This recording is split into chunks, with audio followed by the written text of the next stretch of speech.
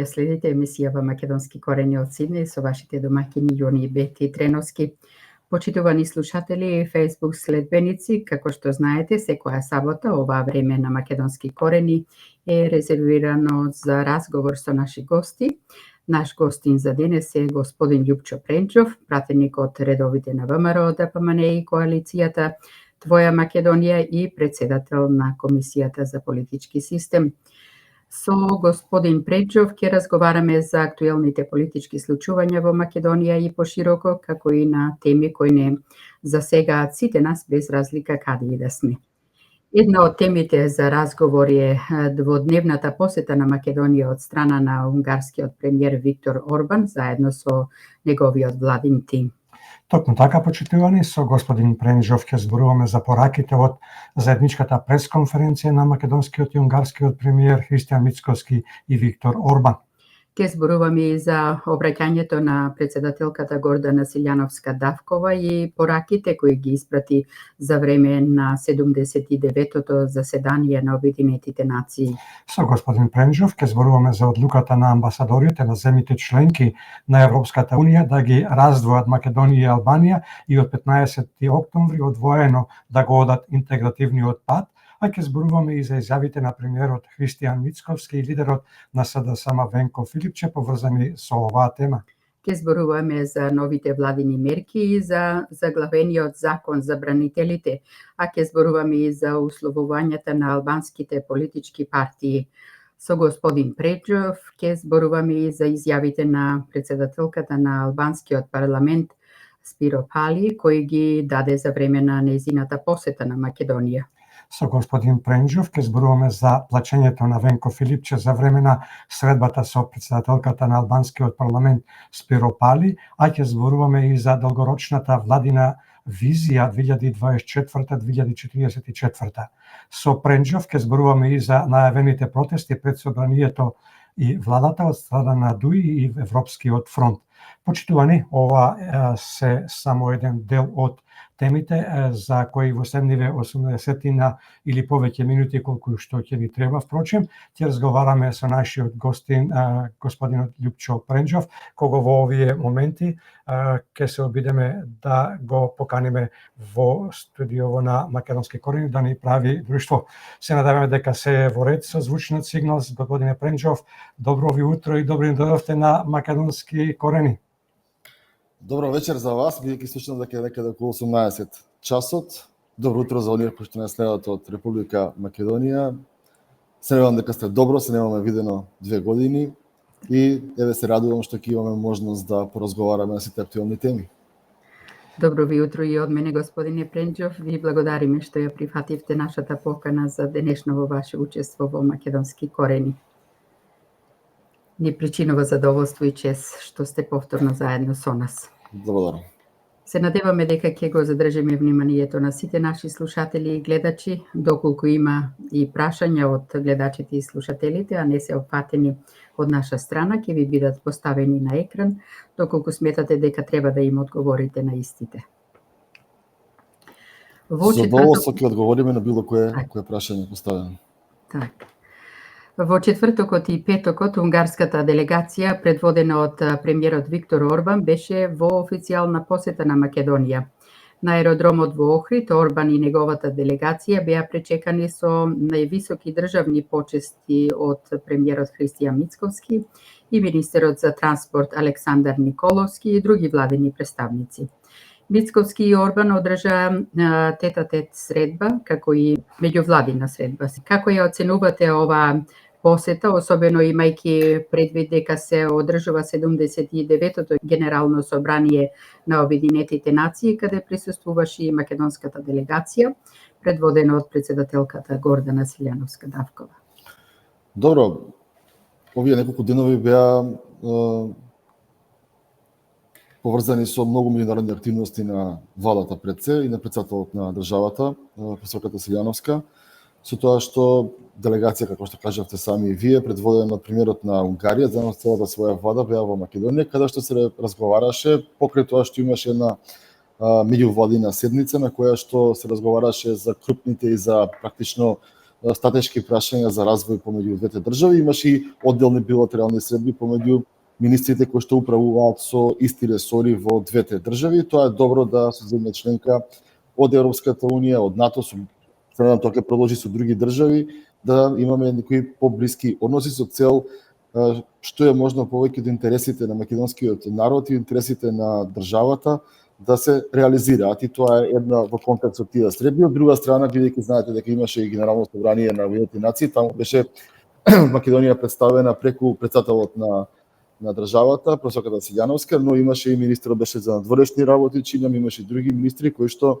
се среќава, лобира, разговара со своите колеги од други држави. Тоа сметам дека е добро за сите нас во Република Македонија, затоа што за мала држава како нас, во која што живеат некаде околу 1,5 милиони 600.000 луѓе во моментот, многу е важно да меѓународно се етаблираме, соодветно представиме и се разбира да развиеме некои економски односи со цел да што е можно повеќе од овие генерации кои што сега доаѓаат да ја гледаат својата иднина и својата економска екзистенција во Република Македонија.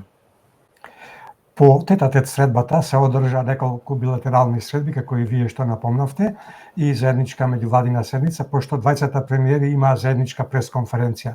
Можете ли да одвоите неколку поглавни пораки кои беа кажани на оваа пресконференција и кои тема или теми преовладува во нивните изјави, особено што оваа година се навршуваат 30 години од воспоставувањето на дипломатските односи помеѓу Македонија и Унгарија? Доро, две клучни работи би издвоила, тоа е продолжување на партнерството кое што го имаат двете држави, одличните односи, зголемување на економската соработка и потенцијали кои што се уште може да се развиваат, и тоа како во следниот период. Тоа е еден дел кој што можеме да го издвоиме. Вториот дел е, знаете, ние во Македонија се обвинуваше дека се влезени определени кинески пари, не знам какви пари од страна на опозицијата, која што е безидејна, и мислам дека самиот Орбан раскажа и кажа како и на кој начин доаѓа овој голем кредит за Македонија, кој што наистина, ако ми дозволите, во кој контекст на кредитот е многу значен за нашата економија. Вие следите и знаете дека кога дојдовме во јуни месец да управуваме со државата, државата е практично од една страна официјално презадолжена, но од друга страна неофицијално, а потоа тоа се испостави како точно, многу милиони евра фалеа, многу милиони евра фактури за тие милиони евра не биле предвидени за исплата во буџетот, немаше пари за администрацијата предвидено во буџетот, немаше пари за пензионерите предвидено во буџетот, немаше многу пари, например, немаше пари фалеа и во фондот за здравство, и така натаму, огромна сума на средства за која што претпоставувам дека веќе се вршат истраги од страна на надлежните органи. И со овие 500 милиони евра дел ги искористивме да решиме дел од нашите проблеми од типот на инфраструктура во општините, она што е потребно сега и веднаш да се направи во рамки на општините. И вторите средства се исто така многу важни, а тоа е што за разлика од например компаниите во Република Македонија во следниот период ќе можат да подигнат кредит.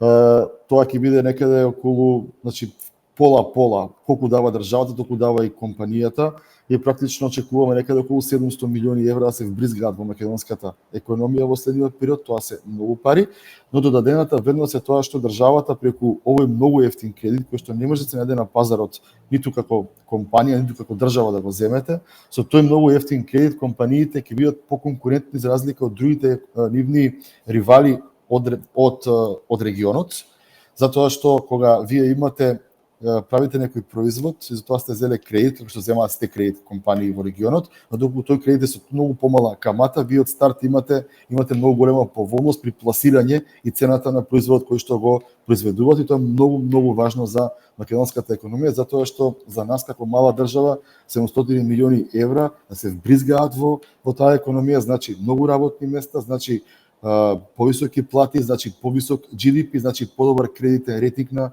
државата, и една од целите која што нас ни е приоритет во следниот период, тоа се разбира право, правна држава и правда за сите и правичност, но и вториот дел е еднакво важен, а тоа е зголемување на економската благосостојба во државата, затоа што според нас тие две работи се клучни во следниот период заедно со образованието. Господине Ренџов, дали имаше реакции од СДСМ после изјавата на Виктор Орбан? СДСМ има дифузни реакции. Една е политиката која што ќе слушнете од Бихачка, друго е некој кој ќе излезе нивни да зборува на некоја дебатна емисија или интервју. Едноставно партијата треба таму да се реорганизира, да се средат. Не сум ги гледал реакциите, но од она што можев да го видам како наслови, како брифинг, сакам да кажам интегрално не сум ги гледал реакцијата, тие практично се трудат она што е бело да го направат да биде црно, но мислам дека граѓаните и тоа како се знае што се случува во Република Македонија. Бети го спомена 79-тото заседание на Генералното собрание на Обединетите нации. Сега редно е да се спомене дека во четвртокот председателката Гордана Силјановска-Давкова имаше свое обраќање на кое, меѓу другото, порача дека на Македонија и се забрани и се уште забранува правото на самоопределување во овие изминати 33 години независност и дека ветото стана инструмент за билатерализација на евроинтеграцијата како и стагнација, која дел од соседите ја злоупотребуваат за блокирање на евроинтеграцијата. Како ја оценувате ова незина изјава, но и целото незино обраќање, како и причината за инструментот вето, и уште едно како потпрашање, и дали овој инструмент има некаква поврзаност со владењето на претходната влада на СДСМ и ДУИ? Видете, професорката Силјановска како председател на државата го сублимираше на многу убав начин, сликовит начин, го представи сето она кое што ние го зборуваме во Македонија, она кое што го живееме, она кое што го чувствуваме, сите оние неправди кои што ги гледаме секојдневно, бидејќи навистина како мал народ, мирољубив народ, дадовме се од себе, дадовме многу отстапки со цел да имаме една европска еднина за која што сметам дека таму треба да бидеме, дека таму ни е местото, затоа што ние сме и културолошки, и геополитички, и во секаков друг вид дел од Европа. Проблемот е во тоа што балканските игри никако да завршат. Бугарија она кое што го прави, наистина ги поминува сите можни граници, но истовремено мора да истакнам дека инструментите кои што им ги овозможија да ги направат овие блокади, дополнителни блокади, се од кај нас. Јас ќе ве потсетам дека вие следите македонска политика пред година-две. Ние бевме многу жестоки во рамки на собранието, алармиравме за овие работи, викавме, вузели користевме, сите демократски методи ги искористивме, затоа што знаевме дека ова ќе се случи. Кога вие имате Пазарџи од Горни Милановаc за премиер долго време, ова се неговите резултати. И од друга страна, кога отиде Бујар Османи во Софија, тогаш исто така бевме многу гласни, алармиравме, затоа што на швејцарски начин само отиде и подпиша втор протокол, и во тој втор протокол практично на Бугарија се става на тацна дека може да не блокира за се што сака во поглед на историјата, односно нивната перцепција за историјата, која што е лажна и која што е далеко од науката, да биде причина за овој народ да биде блокиран, да му биде блокирана неговата иднина и да му биде блокирана неговата благосостојба. Тоа за жал ни се случува, тоа го објасни председателката Силјановска, да го слушнат сите членки на Европската Унија, и мислам дека во следниот период како политичка номенклатура ќе бидеме многу активни, ќе бидеме активни на две полиња. Првото поле е внатрешно поле, Македонија да стане правна држава во која што правото и првичноста ќе владеат. Македонија да биде држава со минимум, најминимум корупција колку што се може, да направиме силни институции со цел да бидеме посакуван партнер на Европската Унија. И второ, ќе одиме секојдневно, ќе лобираме не само во Брисел, ќе одиме и во Берлин, ќе одиме и во Рим, ќе одиме и во Париз, ако треба ќе одиме и во Софија, се со цел да извадиме државата онаму каде што ја втурнеа луѓе кои што за да бидат една година плюс на власт, направија договор како што направија. И трето, сакам да знаат сите ваши гледачи дека често пати се зборува дека преговарачката рамка не се менува или се менува. Оно што сакам да го истакнам јас во поглед на преговарачката рамка, ако ја земете и ја прочитате, никаде, ама баш никаде, ниту во една реченица, ниту еден пасус не пишува дека Македонија треба да го промени своето, дека Македонија треба во својот устав да ги стави бугарите. Тоа го направи Бујар Османи со вториот протокол потпишан во Софија, отиде сам, го држија како државна тајна, никој ништо не знаеше и ова се сега резултатите кои што ни се на маса, но ние не се жалиме, не очајуваме, едноставно сме мотивирани да направиме Македонија правна држава, да има економска благосостојба и да одиме да лобираме ке сите наши пријатели и партнери од Европската Унија. Така. Председателката Гордана Силјановска-Давкова на самитот на иднината на Обединетите нации повика на длабоки реформи на организацијата, како и на тоа пресудите од Хаг да станат задолжителни за сите држави. Нејзиниот настап беше оценет како значаен чекор кон обновување на авторитетот на Обединетите нации и постигнување поголема правна одговорност во меѓународните односи. Некои аналитичари сметаат дека нејзините барања рефлектираат потреба за зголемување на легитимитетот и ефикасноста на Обединетите нации, особено во контекст на актуелните глобални конфликти и предизвици. Позицијата на Македонија во овој контекст може да помогне во зајакнување на државните и меѓународните односи. Како го оценувате нејзиниот настап и барањата што ги изнесе таму? Добро, како што кажав во моето претходно видување, мислам дека нејзиниот настап беше наистина онако како што личи, беше државнички, со препознавање на проблемот и нудење на решение на проблемите кои што се во, условно кажано, делот Западен Балкан. Таа зборуваше и генерално понатаму во понатамошното нејзино излагање, бидејќи сметам дека целиот Западен Балкан час поскоро треба да се приклучи во Европската Унија и сметам дека тоа ќе биде добро за сите.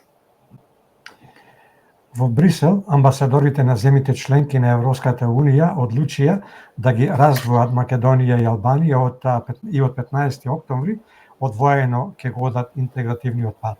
Како гледате на ваквата одлука со која Македонија останува условена со уставните измени и како ја оценувате изјавата на премиерот Христијан Мицкоски дека ваквата одлука е ултиматум, притоа додавајќи дека додека е тој премиер нема да прифати ултиматум и уцени од било кого и дека пораката од Брисел е лоша за македонскиот народ. Како ја оценувате изјавата на Венко Филипче, лидерот на СДСМ, партија која се согласи на преговарачката рамка, дека раздвојувањето на Албанија и Македонија е тежок пораз на политиките на владата на Мицкоски во однос на интегративниот процес, но и огромна катастрофа за едината на граѓаните? Ќе почнам од последното, бидејќи ќе биде кратко. Венко Филипче не го коментирам, затоа што Венко Филипче ниту го представува СДСМ, ниту некој друг представува. Венко Филипче го представува само Зоран Заев. Знаете дека во последните 10 години СДСМ од политичка партија таа стана друштво со ограничена одговорност, основано од едно лице, а тоа едно лице е Зоран Заев, тој ја финансира партијата, тој одлучува во партијата, тој поставува председатели, тој менува председатели, така што нема што да коментирам. Мислам дека за ова треба да се излезе Зоран Заев, а не да се крие во Струмица. Во поглед на раздвојувањето, сакам да честитам на Албанија, затоа што, како што кажав и претходно, сметам дека сите држави треба да започнеме преговори, да преговараме за цел нормализирање на состојбите овдека на Балканскиот полуостров, нека име среќа на Албанија. Во поглед на раздвојувањето, Бугарија го прави тоа кое што го прави. Ние наистина немаме намера да разговараме под уцени, затоа што, видите, наш императив, мој императив како пратеник е како македонците да ги внесеме во Европската Унија, а и за тоа барам предвидливост, барам фер шанса, а императивот на СДСМ беше како бугарите да ги внесе во македонскиот устав со цел една година повеќе да бидат на власт. Ние ќе работиме со нашите европски партнери, нашето место е во Европската Унија и се надевам дека во следниот период драматично ќе ги промениме состојбите кои што денес се навистина лоши, но се резултат на онаа погубна политика која што се водеше изминатиот период, кога знаете дека 3/4 од народот не ве поддржува, а вие сте решиле по секоја цена да останете на власт и тоа навистина ќе остане запишано како еден од најнегативните примери кои што определено раководство државно го направило на сопствената држава и граѓани. Господине Пренџов, пред да продолжиме со прашањата, прашање од слушател, господинот Гавриловски прашува што правиме со криминалците, исто така со уставобранителите. Криминалците ќе одговараат. Секој што е криминалец се знае каде му е местото. Изминатиот период имаше имаше повеќе од 2 вака суштински работи. За прв пат во Република Македонија врховен судија заврши во затвор и за прв пат во Република Македонија претседател на Совет на јавни обвинители заврши во затвор. Во следниот период имаше голема истрага каде што се најдени многу пари, многу проневери во Струмица, каде што дури се пронајдени и диаманти. Работат истражните органи, одонako што го најави министерот за внатрешни работи, тие ќе продолжат да работат и во следниот период, се со цел да секој кој што направил криминал одговара со име и презиме.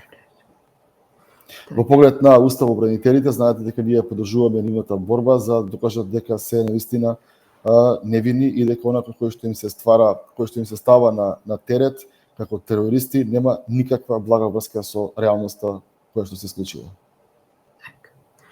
Како ја оценувате одлуката на Собранието, која со помош на гласовите на Дуи Бадентеровото мнозинство од 24 гласови ги усвоивте измените на Законот за локална самоуправа?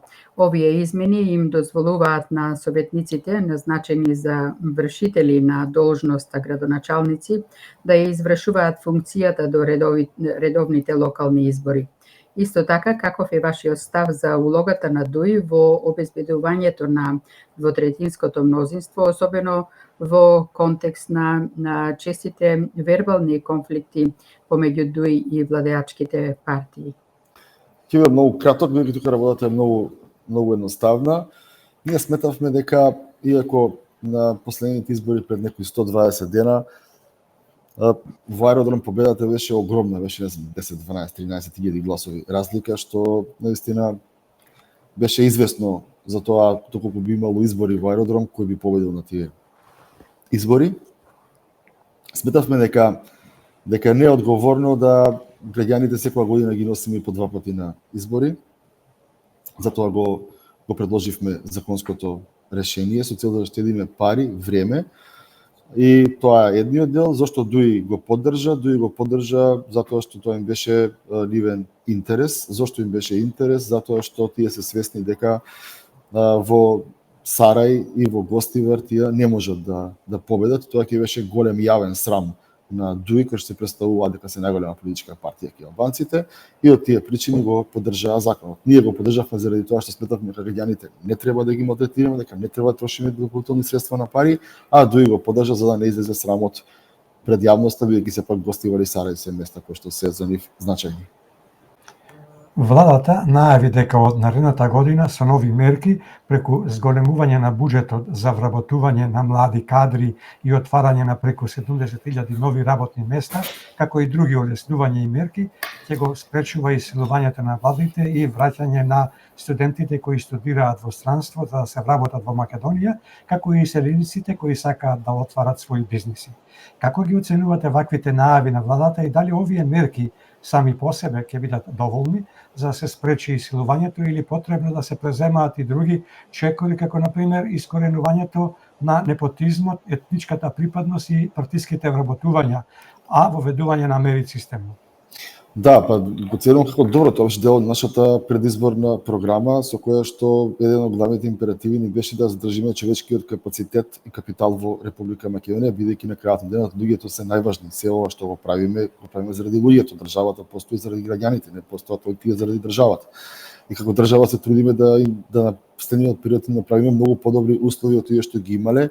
Ова се наистина почетни мерки, се опфатни мерки, опфаќаат голема популација, но во едниот период како вие ги работите тие мерки, претпоставувам дека ќе дојдат идеи за нивно надградување и подобрување, бидејќи многу луѓе, многу тимови работат на фокус останување на кадарот во државата и негово зачувување овдека. Во поглед на на стручноста, да, сметаме дека пред се треба да имаме стручност и компетентност. Ние сме мултиетничка држава, ни е јасно дека треба да има и соодветна правична застапеност, но мораме да ги бираме најдобрите од сите етнички заедници со цел да го добиеме најдобро како држава. Бидејќи ако вие не го добивате, не го барате и не го добивате најдоброто во рамки на јавните институции, тогаш доаѓате на ниво кога што сме ние сега. Како ја оценувате одлуката на владата за воведување на есенската потрошувачка кошничка, која веќе функционира, и најавата за слични кошнички за другите 3 годишни сезони со различни производи? Со оглед на тоа дека владата ги ограничи цените и намали маржата на одредени производи, дали сметате дека оваа мерка ќе им го олесни животот на граѓаните? Каква е разликата помеѓу оваа мерка и претходната иницијатива на поранешната влада, која често се перцепцираше како користење на механизмите за поголема добивка за трговците отколку за самите граѓани? Видете, прво, нашиот концепт не е да ограничуваме ништо. Ова е последица на тоа што некој се научил во изминатиот период да прави што сака во Македонија. Значи, многу производи имаат или се намалени, или се замрзнати, тоа се основни производи од многу категории. Во следниот период треба да се функционира, да се делува институционално, со тоа што прво треба да видиме кои се увозните цени преку царината, колку платиле царина за тоа и како доаѓа до маркет и колку заработува на определен производ. Изминатиот период се научија да определени увозници, трговци, како сакате наречете, ги имаат маржи по 800-900%, што е наистина ненормално во едно општество, и со ова е до крајот на октомври ќе биде ова практично замрзнување и намалување на основните прехранени производи, а во меѓувреме се работи на случај на сериозно откривање и сериозна анализа на тоа што се внесува, по која цена се внесува, колку се плаќа царина и колку доаѓа крајниот потрошувач. Така што правилата на игра во Република Македонија за многу краток временски период, најдосна до нова година, до пролет, ќе бидат целосно исти, нормализирани какви што се во другите држави од Европската унија. Дали сметате дека е можно да дојде до злоупотреба на новата мера од страна на трговците преку прво зголемување на цените, а потоа делумно намалување на истите на денот на стапувањето на сила на одлуката на владата? Какви механизми можат да се воведат за да се спречи ваквото постапување и да се заштитат правата на потрошувачите? Не, механизмите се веќе воведени, има десетици инспектори веќе на терен, некаде почнат веќе неколку казни се напишани, така што тоа не може да се случува, бидејќи секоја цена има генеза, веќе со напредната информатичка технологија точно се знае кој кога и за колку го продавал определен производ, така што тоа нема да биде. Сега стапува сила и законот за нефер трговски практики, тоа ќе биде додатна правна легислатива за сите оние кои што ќе прават контроли со цел намалување на цените и нормализирање на состојбите во тој дел од општеството. Криминалот и корупцијата е една од поважните теми кои се протегаат во сите овие изминати години, која пак тема кај граѓаните предизвикува голема огорченост, особено последните 6 до 7 години. Токму борбата против криминалот и корупцијата, која ја најави оваа влада уште пред избори, а и за време на владењето во овие изминати 100 дена, беше и е една од причините што гласачкото тело ја даде довербата на ВМРО-ДПМН и коалицијата Твоја Македонија. Пред некој ден конечно видовме еден конкретен чекор од страна на основното јавно обвинителство со поднесување на кривична пријава против Бесија Илјази од клиниката за токсикологија. Како го оценувате ова и дали ваквиот чекор на обвинителството најавува ловење на поголемите риби, а не само на ситните? Видете, криминал е криминал, значи независно која риба го прави, треба се одговара. За тоа си има и градација таму кога идете на суд од толку години до толку години, зависи од криминал сте направиле. Да, покрај Илјази која што видов дека добила кривична пријава, како што ви кажав, за прв пат имаме врховен судија, што е веќе процесуиран во затвор. Имаме многу луѓе кои што се осомничени во Струмичко за проневера на средства, неплаќање на даноци, изврзани фирми една во друга, не се знаело ништо.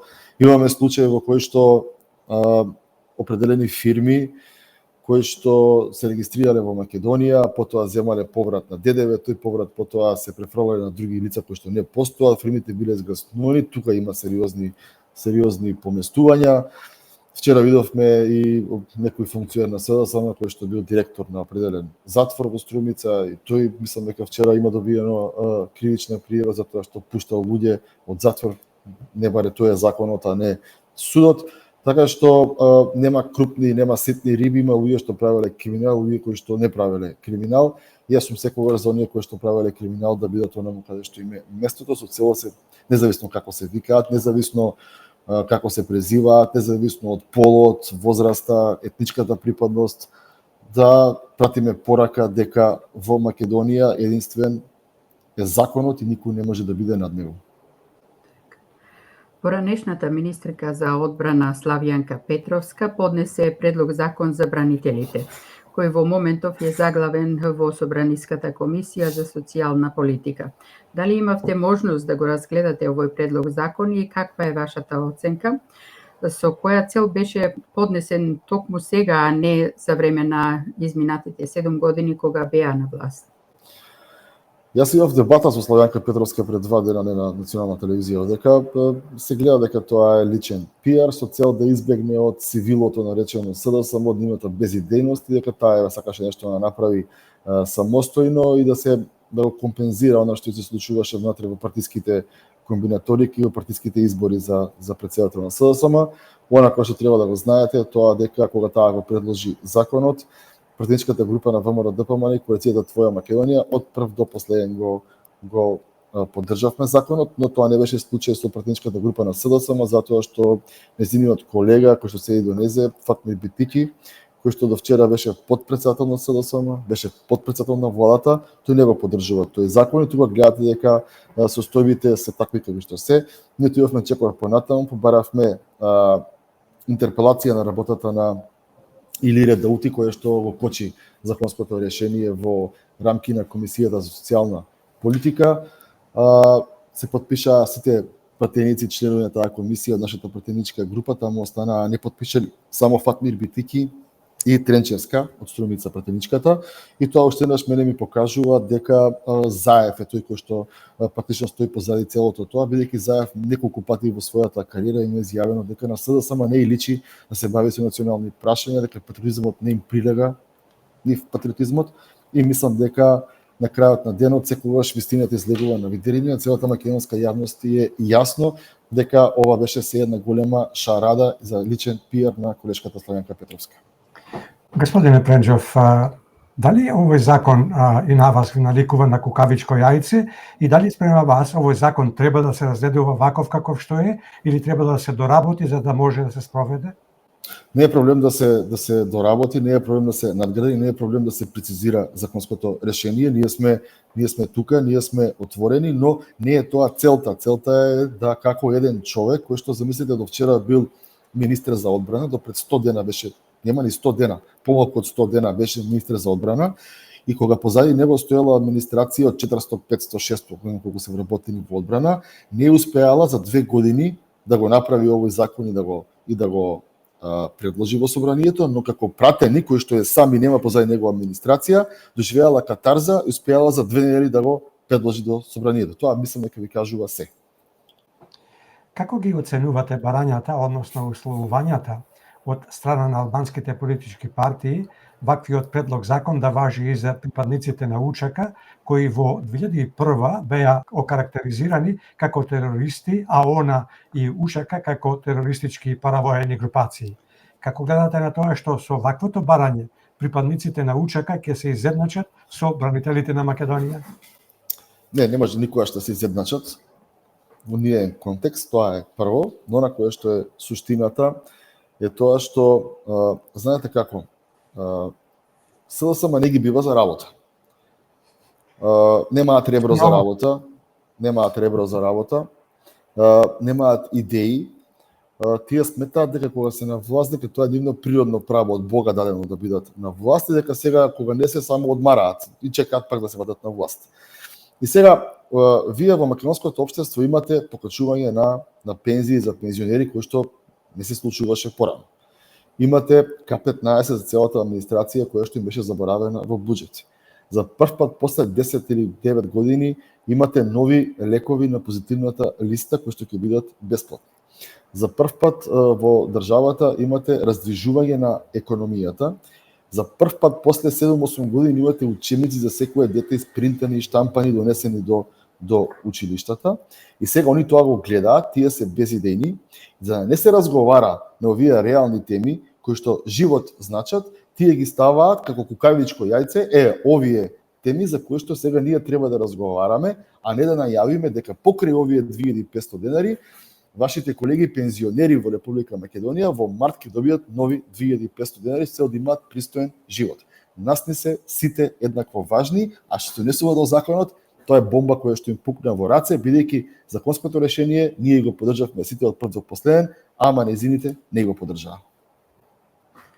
Доколку пред вас пратениците се најде предложениот закон за бранители, како би бил вашиот личен став, како и ставот на вашите колеги од ВМРО, ДПМН и коалицијата Твоја Македонија?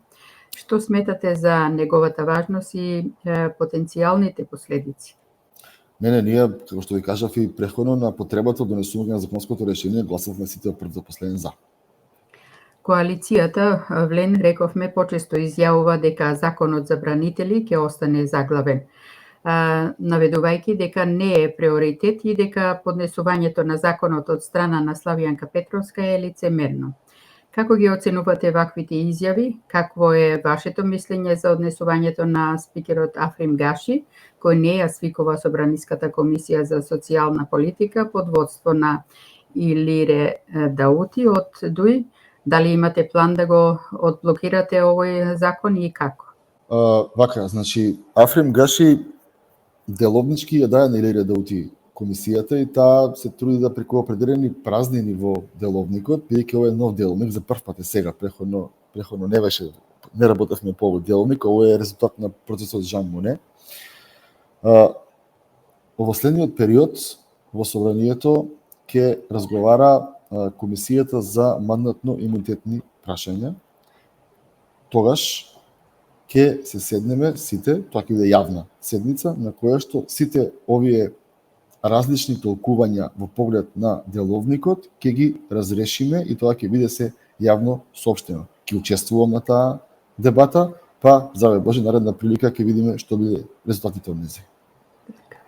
Пратеникот Снопче, кој доаѓа од Алијанса крилото на Арбен Таравари, коалициониот партнер на Вреди, изјави дека ако се донесе законот за бранители ќе ја напуштат владината коалиција. Како ја оценувате оваа изјава, но и одговорот на премиерот Христијан Мицковски дека тој не се плаши од ваквите закани кои доаѓаат од Вреди, ниту пак од најавите за протести пред собрание пред влада од страна на Али Ахмети од ДУИ, порачувајќи им на сите да им е со среќа, која пак изјава го натера Снопче да ретерира од неговата првична изјава.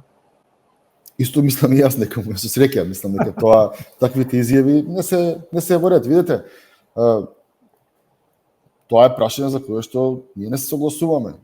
И сега вие и во рамки на едно семејство не се согласувате сите прашања и тоа е нормално. Затоа постои демократија, а во демократија се одлучува на начини и правила утврдени со устав и со закон.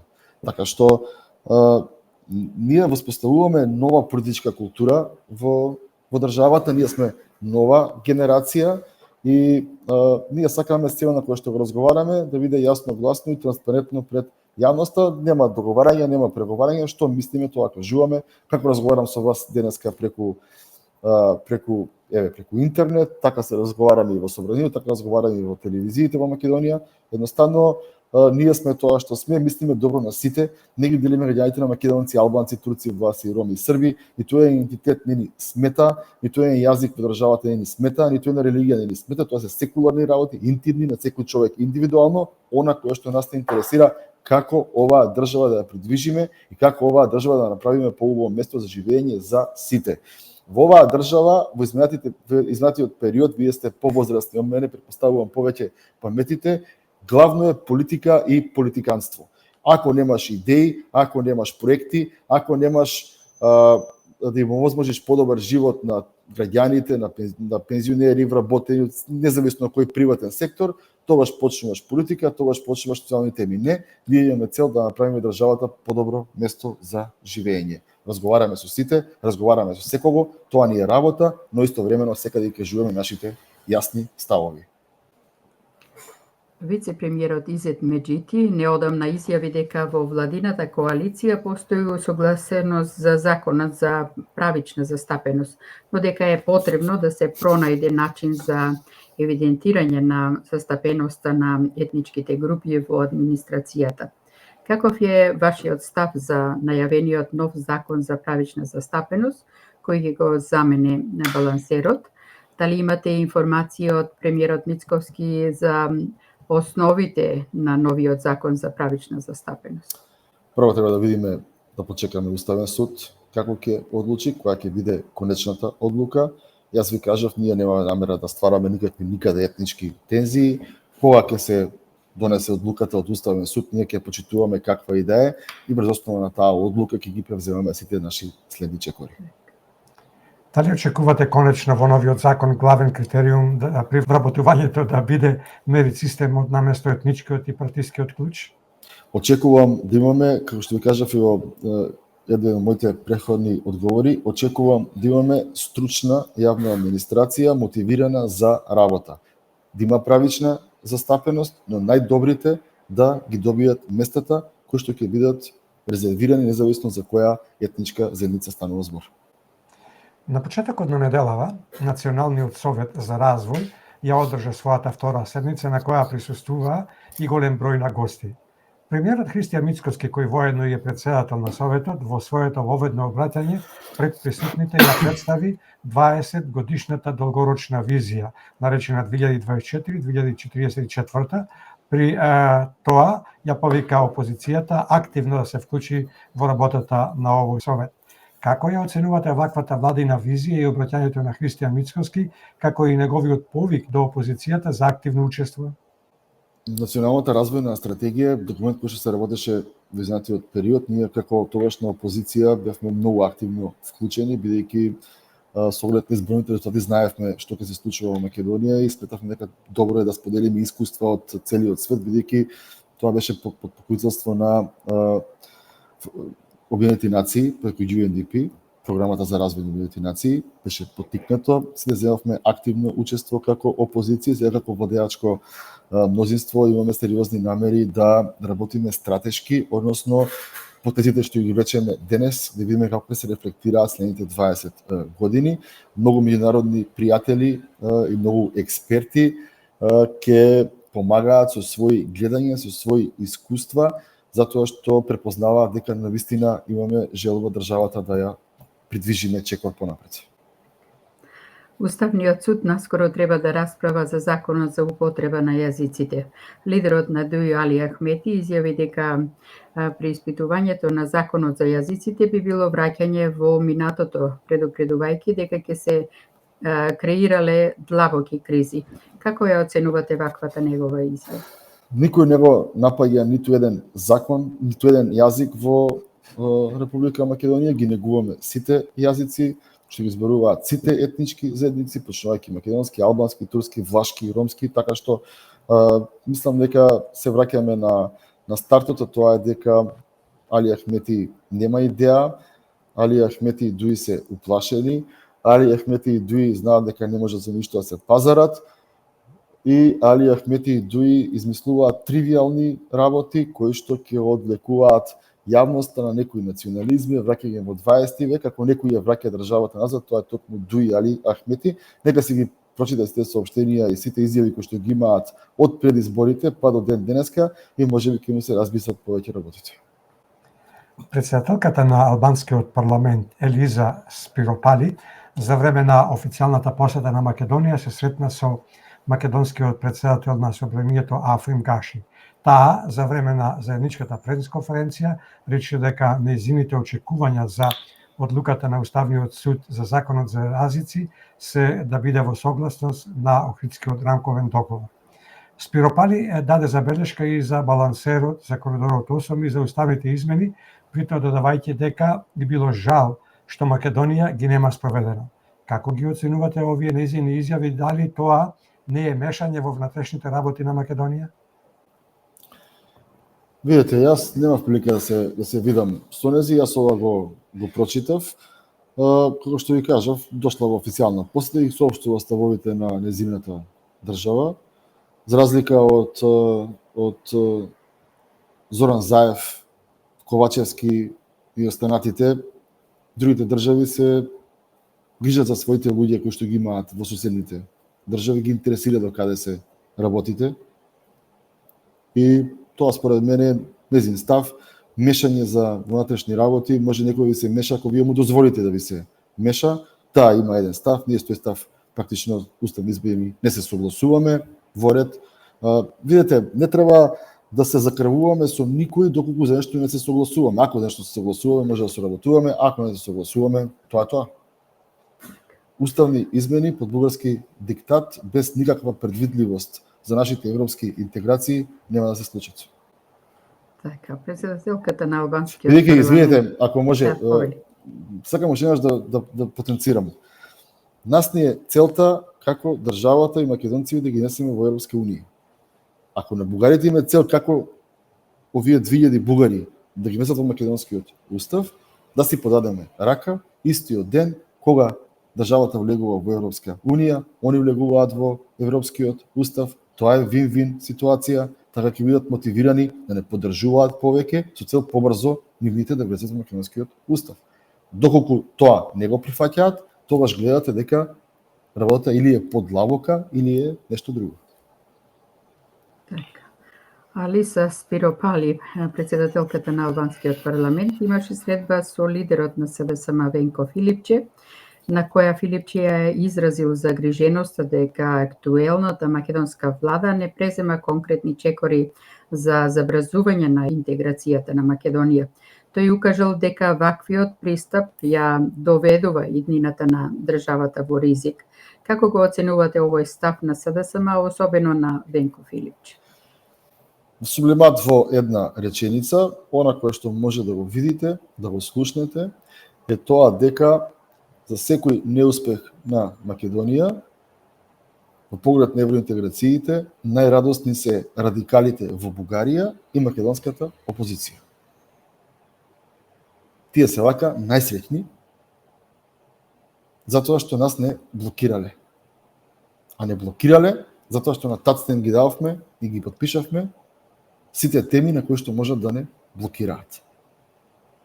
И место зема да се засрамат, се дадат оставки таму сите, тие продолжуваат да ликуваат кога некој ќе блокира државата. Лидерот на ДУИ, Али Ахмети, најави протести пред собранието и пред владата со цел да се дојде до закон или уставни измени за легитимитет.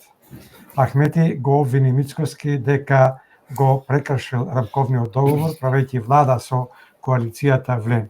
Како ги оценувате ваквите изјави на Ахмети и која е причината за тоа што од денот на изборните резултати и формирање на новата влада од ДУИ и така наречената коалиција Европски фронт секој дневно плачат за да бидат дел од власта? Дали една од причините е ставот и последиците од она што ги чека за тоа што го правеа во изминативе години, кога беа на власт, особено во последните неколку години?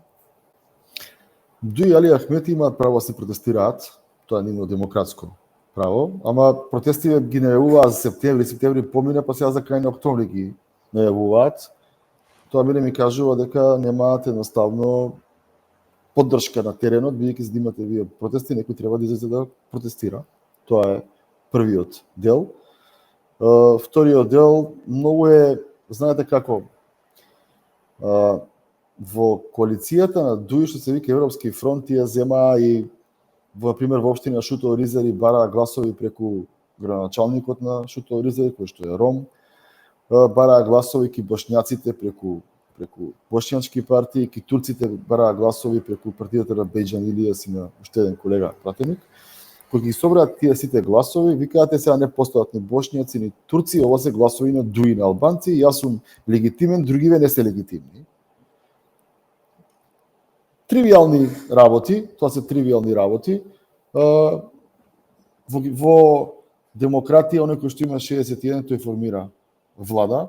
Дуи ние бевме транспарентни и јасни од пред 2 години кажавме дека Дуи не е наш партнер во владата, бидејќи во овие 24 години во државата се менуваат политичките партии, само Дуи останува, а сите меѓународни организации викаат дека се краде цело време и знаеме ние тоа што кој е оној кој што е подложен за корупција. Ја ги повикувам сите надлежни органи да си работат независно која политичка партија доаѓа. На оваа тема вие полемизиравте и со Беџети, пратеникот во собранието, па во овие моменти Беџети би сакале да ве потсетиме на она што го говоревте во собранието. Мислам дека ќе биде доста интересно за нашите гледачи и за нашите слушатели. Ајде. Почитувана јавност, пискотниците слушаат од Липково до Струга, лелекање и плачење од Чаир и Сарај до Девар и Џепчиште.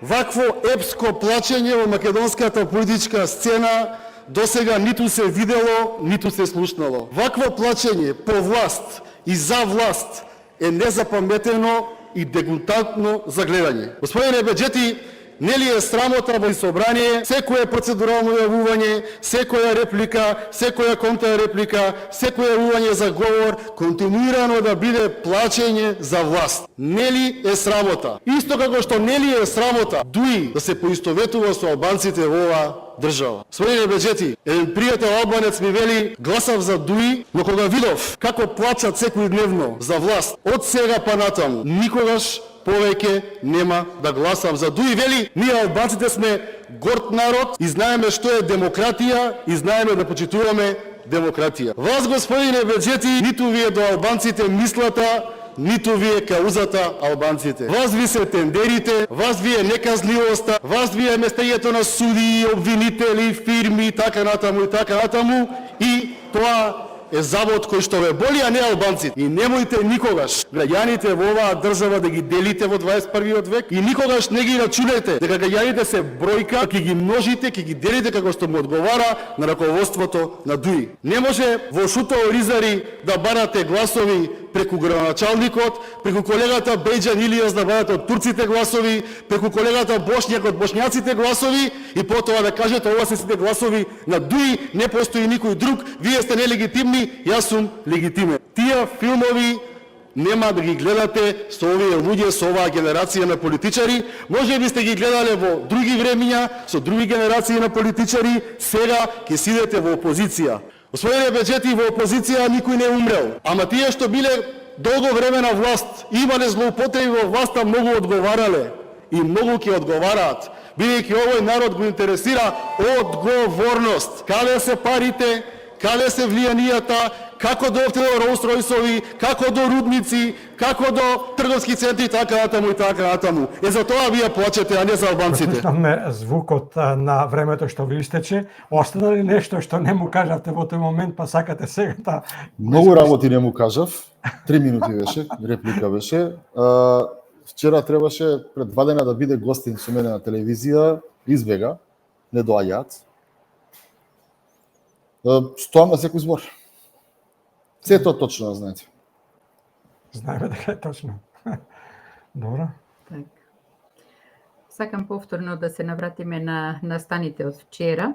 По одлуката на амбасадорите на земјите членки на Европската Унија да ги раздвојат Македонија и Албанија во интегративниот процес, дојде до препокување помеѓу власта и опозицијата за тоа кој е виновен за ваквата ситуација. Како ги оценувате обвинувањата од СДСМ дека политиките на Мицковски ја доведоа Македонија во оваа состојба? Дали е тоа точно или пак оваа ситуација е резултат на неодговорното однесување на претходната влада на СДСМ и Дуи? До кога ќе ги плаќаме грешките на Заев, Ковачевски и Бујар Османи? Ова е резултат на тоа, за жал. Тоа Тоа не сите ни е јасно им и на нив, но мора нешто да напишат и да дадат некоја критика заради критика. Инаку, дека тоа е точно, јас ви кажав. Никаде во преговарачката рамка не стои дека треба ние да промениме устав. Го пратија Бујар Османи, доди во Софија, да го потпише на свечетски начин, државата не го ставија, никој да не го види, се заврши, на тацата им ставивме да не блокираат и тоа беше со цел уште една година да останат на власт да имаат некаков маневар. Ние тогаш и сега велевме дека ние сме против тоа. Че ние сме против вменување на устав, а немаја никаква предвидливост за граѓаните за Европска унија, бидејќи сме многу пати лажени во изминатиот период од 30 години. Тоа е многу принципијална наш став. Потоа, како што правиме ние анкети, прават така и тие анкети. 3/4 од македонците се против ставање на бугарите во устав и тогаш и сега. Во меѓувреме имаше избори, освоија бедни 130.000 гласови и една од темите беше бугарите во македонскиот устав. Така што нашата политика и политиката на огромното мнозинство граѓани е јасна. И нивната политика до душа е јасна, добро е тоа што нема никаква поддршка. Како ја оценувате понудата на Виктор Орбан да посредува помеѓу Македонија и Бугарија за да го спроведе неговиот план кој го најави на заедничката пресконференција со премиерот Мицковски? Има ли шанси да издействува позитивен исход за да се надминат разликите, при тоа не доведувајќи ги македонските национални интереси во подчинета состојба, и дали Бугарија би се согласила Унгарија да биде посредник, имајќи во обзир дека заседава со Европската унија? Возможен ли е диалог под строги услови со Бугарија? Не, Бугарија тоа вчера го одби експресно. Го одби? Синоќа го одби експресно. Нив не им е, очигледно на бугарите, не им е целта да ние одиме како држава напред. Ние треба многу сериозна дебата да си направиме сами со себе во општеството што ќе правиме да видиме. Тие не сакаат, да не блокираат. Ние треба да им објасниме во Брисел дека превземање на спорови стари 150 години во 21 век, мислам дека они имаат попаметна работа. Ние сакаме да напредуваме согласно Копенхагенски критериуми. Јас немам проблем да не блокира никој. Значи, ако ние не исполниме критериуми во следниот период, согласно стандардите од Копенхаген, и треба да не блокираат. Ама треба да ни дадат шанса да почнеме да преговараме за да ги исполниме тие критериуми, да ги исполниме тие вредности. Овој не ви дава шанса, ве блокира за историја. Не ве блокира за некоја реална работа. Мене ми е јасно дека ние не сме спремни да бидеме членка на Европска унија, дека немаме правна држава, дека немаме обвинителство, дека немаме судство, ама преку преговорите, преку тој процес кој што трае со години, нас треба да ни даде шанса тие работи да ги исправиме и да ги направиме да бидат исти како оние во државите членки на Европската унија. Овој ти уништува просперитетот на цел еден народ. А при тоа секој кој што вели дека е македонец во бугарското општество е исмејуван дека не знае што зборува, луди ги прават луѓето. Извинете, ама моментално во Македонија за наше добро се луѓе кои што ги поставуваат овие прашања, не ги молчат. Не може ние да разговараме во 21 век за различни родови, а да не може да разговараме дали некој е македонец во рамки на држава членка на Европската унија и НАТО. Не бараме ние преку леп погача, ние бараме да се европизираме како држава. Јас сум млад човек, не сите обуки ми се во рамки на држави членки на Европска унија. Кога некаде одам таму и да прошетам, одам таму и да научам нешто, ние сме нераскинлив дел од Европа. Само рускиот пилот што ни е председател таму и немањето никаква влада и предизборниот период не можеме ние да го плаќаме.